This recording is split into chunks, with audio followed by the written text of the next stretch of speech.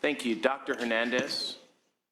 Thank you, Mr. Chair. Members, first of all, I'd like to commend the chair for allowing both sides equal opportunity, and I felt you were more than generous. Thank you. Keep in mind that, we have to deal on a daily basis with very, very contentious issues. I'd also like to commend Senator Laura for taking a leadership role in all his issues with dealing with immigration. If you look at the federal government and what the role is of Congress and the president, whoever that president may be, it's to look at immigration reform. It's not our responsibility. That's not what we're elected for. However, I am an advocate, and I believe that we should have comprehensive immigration reform in this country to allow those individuals who come in to assimilate into the United States and to live the American dream, to be able to, continue here the way they came to this country for. But unfortunately, that's not occurring. Now, what we do in California, we do, as elected officials, representing just under 1 million individuals, have the right to do what we feel is correct and right in the state of California. This legislature has taken a leadership role in numerous issues. With AB 60, with the implementation allowing undocumented individuals to drive safely in the state of California, to have insurance, to be able to participate and go to work, and to give back and be productive individuals. I didn't say citizen, but be productive individuals in the state. We've taken leadership roles on dealing with allowing those who are here under no, for their, not because of their, because their parents brought them as young kids who want to go to college to get scholarships. So the state of California is doing that. And if you look at how this country is run, states within the United States are primed to allow the states to do what they want, and then the federal government does eventually follow. So I am supportive of the measure, and when the appropriate time, I'm willing to move it and to look at how we're going to be able to get these individuals who come here, who want to assimilate in this country, and at the appropriate time to become citizens, give them all the resources necessary, and I believe they are productive citizens. So if it is appropriate, I'd like to move the bill, Mr. Chair and members. Absolutely. Senator Lara, would you like to close it then? Senator Hernandez will move the bill and will, in great speed, take the bill up. I would like to also be added as a co-author.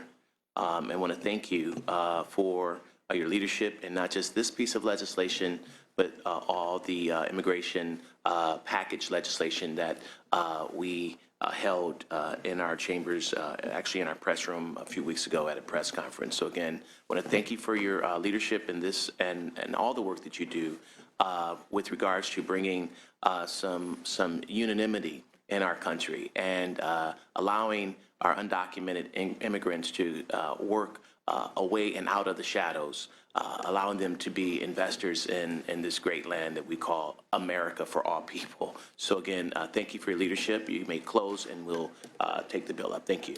Thank you, Mr. Chair and members.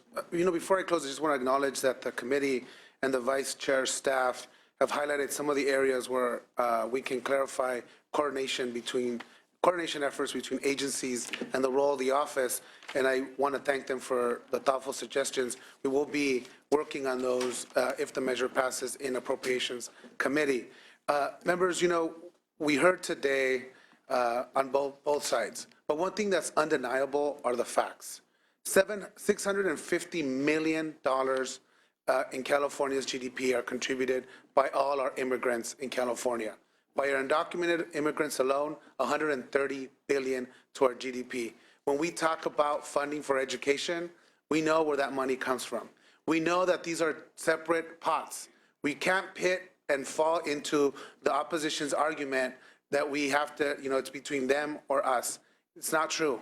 We know that we have to do better to focus on our education system, many of which those students are sons and daughters of immigrants in our state. And our Social Security, if you're planning on having some sort of Social Security benefit, are going to depend on the success of those children. Those brown, black, and Asian children are going to need to have the resources to succeed so that we can have that Social Security check one day. So it is imperative that we invest in our education system, and we're doing that in the legislature. California is the 7th largest economy in the world, members. We surpassed Russia and surpassed Italy. We're scheduled to surpass the UK and France. So this doom and gloom theory is completely ludicrous, laughable, and false. And to assume that the state's peril is caused because of immigrants, we know nothing can be further from the truth. And I'm glad the opposition mentioned Ronald Reagan, one of our governors and our finest presidents. Because of him, in 1986, who approved comprehensive immigration reform, 2 individuals that came to this country and continue to sacrifice and are proud Americans, my mother and father, became citizens to this country.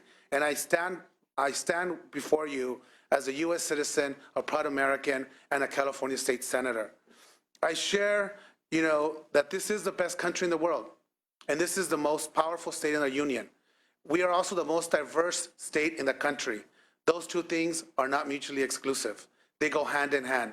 Because we speak the language of the world, we have workers from all over the world, and we are able to conduct business all over the world. California continues to succeed. The outdated, racist, doom and gloom rhetoric of yesteryear is over. Even our Republican colleagues acknowledge that. That is why California continues to lead, where the federal government only fails. And I'm talking about a Democratic government, a Democratic federal government that under this president, we've had deported a record number of immigrants and continue to stall on immigration reform. So Democrats and Republicans at a federal level need to do better and need to take the lead of California Republicans and Democrats under this dome that have continued to lead in ensuring that all our immigrants have a shot at the American dream. We understand whether your immigrants came, a couple years ago or centuries ago. People come to this country for that shot of the American dream. And it is what makes California and the United States such an amazing place to live. It is the only place on this earth that the son of a seamstress and a factory worker from East LA can now serve in the 7th largest economy in California. And that is why we are fighting for other kids and other immigrants to have that fair shot. I respectfully urge you to support this bill and urge you to vote aye on this measure. Thank you. Thank you, Senator Lara. Dr. Hernandez moves. Please call the roll. Motion is due pass and re-refer to appropriations. Hall. Aye. Hall, aye. Berryhill. Block. Gaines. Galgiani. Aye. Galgiani, aye. Hernandez. Aye. Hernandez, aye. Hill. Aye. Hill, aye. Waso. Lara. Aye. Lara, aye. McGuire. Aye. McGuire, aye. Vidak. We have 6 ayes, which is enough, but we'll keep the roll open for others to add on. But you have enough to Thank you, Mr. move Chairman. the bill forward. Thank you.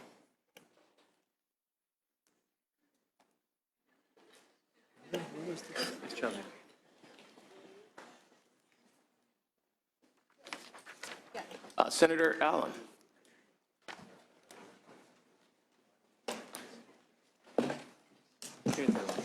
Thank you, Senators. Thank you, Mr. Chair, members of the committee. This is a bill. It's a little simpler than the last one. It's SB 786, and it has to do with alternative vehicle parking.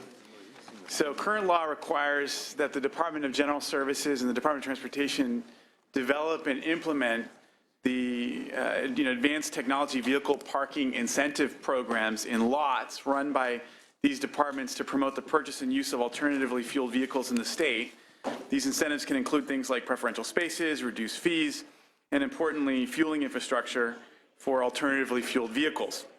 Encouraging state employees that use these lots to purchase alternative fuel vehicles helps the state meet its clean air and greenhouse gas reduction targets. However, one other significant advantage of such a state program is the opportunity it offers to identify what works and what doesn't when we are trying to encourage the adoption of new technologies. Policymakers can take that information gleaned from this small-scale program, these types of small-scale programs, and work with the private sector to increase the scale at which these technologies are then adopted. However, unlike the mandate to increase the use of alternative vehicles within the state fleet, there is no requirement for either department to report back to the legislature on progress being made to carry out this program. Without a progress report from the Department of General Services, we're left without this critical information.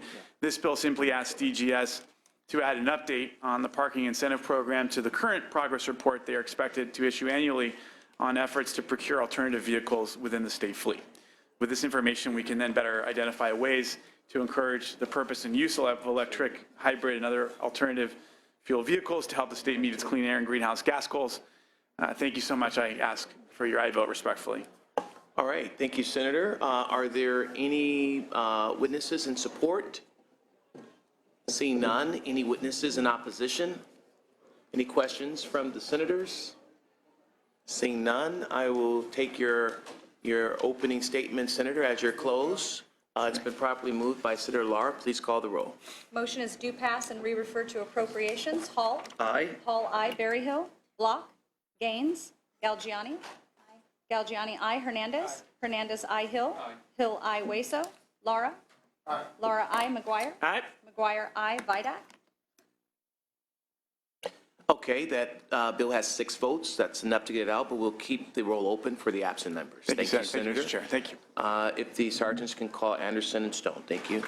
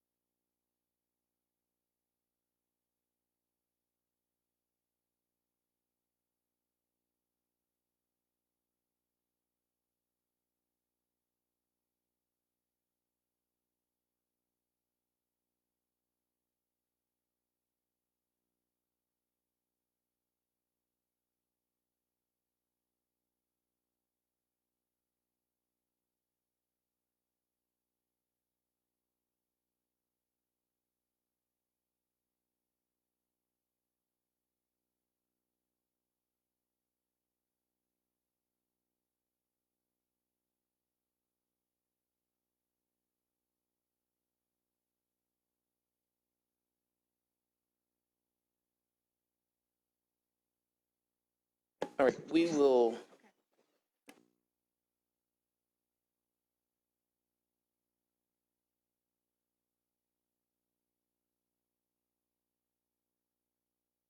Okay, we'll just lift the calls and replace the votes. Call the first one, please. Item 1, SB 10, has a current vote of 6-0. Absent members Berryhill. Block. Gaines. Waso. Aye. Waso, aye. Vidak. That's currently 7-0. Item 2 represents the consent calendar. It's currently 4-0. Absent members Berryhill. Gaines. Galgiani. Hernandez. Hernandez, aye. Hill. Hill, aye. Waso. Aye. Waso, aye. Vidak. That's currently 7-0. Item 5, 6, 7, 8, 9, SB 536 Roth has a current vote of 5-0. Absent members Gaines, Galgiani, Hernandez, Hernandez, aye. Hill, Hill, aye. Waso, Waso, aye. Vidak. That's currently 8-0. Item 10, SB 553 has a current vote of 5-0. Absent members Gaines, Galgiani, Hernandez, Hernandez, aye. Hill, Hill, aye. Waso, Aye. Waso, aye. Vidak. That has a current vote of 8-0. Item 12, SB 573, has a current vote of 4-1. Absent members Gaines, Galgiani, Hernandez, Hernandez, I. Hill, Hill, I. Waso, Aye. Waso, I. Vidak. That is currently 7-1. Then item 16, SB 677, has a current vote of 1-2, with the chair and vice chair both voting no. Absent members Block, Gaines, Galgiani, Hernandez, Hernandez, I. Hill, Hill, no, Lara, McGuire, Vidak. It's 2-3 currently. And item 17, SB 786, has a current vote of 6-0. Absent members Berryhill, Block, Gaines, Waso, Aye. Waso, I. Vidak. That has a current vote of 7-0.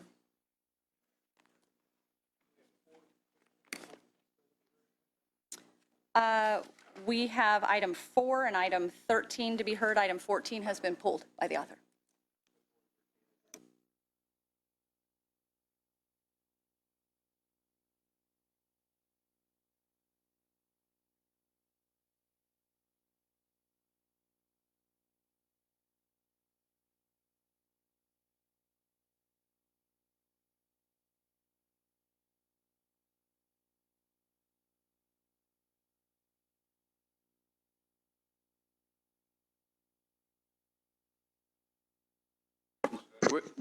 We're gonna close the roll and move forward. We've been waiting 10 minutes already, and so we're gonna lift the calls, close the calls, and move forward. All right? We'll notice. Okay, item 1, SB 10 Lara, current vote is 7-0. Absent members Berryhill, Block, Gaines, Vidak. That passes 7-0. Item 2 is the consent calendar. Current vote is 7-0. Absent members Berryhill, Gaines, Galgiani, Vidak. Consent calendar passes 7-0. Item 9, SB 536 Roth, has a current vote of 8-0. Absent members Gaines, Galgiani, Vidak. That passes 8-0. Item 10, SB 553, current vote is 8-0. Absent members Gaines, Galgiani, Vidak. That passes 8-0. Item 12, SB 573, the current vote is 7-1. Absent members Gaines, Galgiani, Vidak. That passes 7-1. Item 16, SB 677, current vote is 2-3.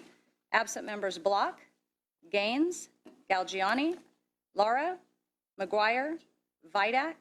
That bill fails on a vote of 2-3. And item 17, SB 786 Allen, has a current vote of 7-0. Absent members Berryhill, Block, Gaines, Vidak. That passes 7-0. All right, I still don't see the senators, Stone and Anderson. We've been waiting for 10 minutes. Can someone please call the senators and tell them that we are trying at best to keep, if they're in the building or wherever they are, if they can come. We've been in for about 2 hours now.